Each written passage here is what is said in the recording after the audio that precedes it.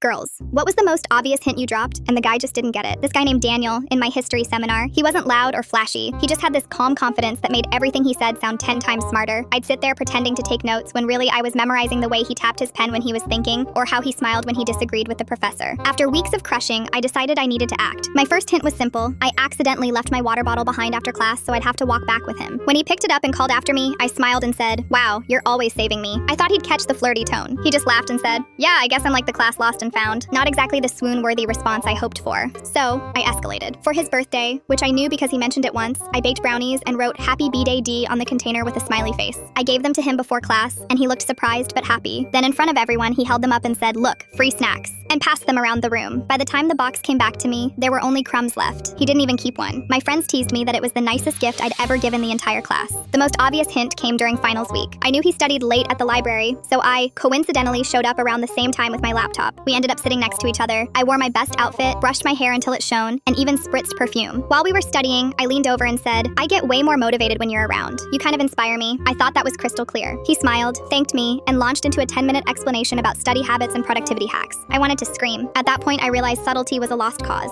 So the next night, when we were leaving the library together, I just blurted out, "Daniel, I like you. Not like a study buddy, I like you like you." He stopped dead in his tracks, stared at me, and then said, "Wait, seriously? I thought you were just being nice. I never thought someone like you would be into me." Turns out he'd been crushing on me the whole semester too, but he was convinced I was out of his league. He told me he kept those brownies wrappers in his desk because he thought it was sweet that I remembered his birthday. He just never believed it meant what it really meant. We've been together ever since, and every time I tease him about missing all my obvious hints, he just laughs and says, "Yeah, but I'm glad you spelled it out because I never would have believed it otherwise."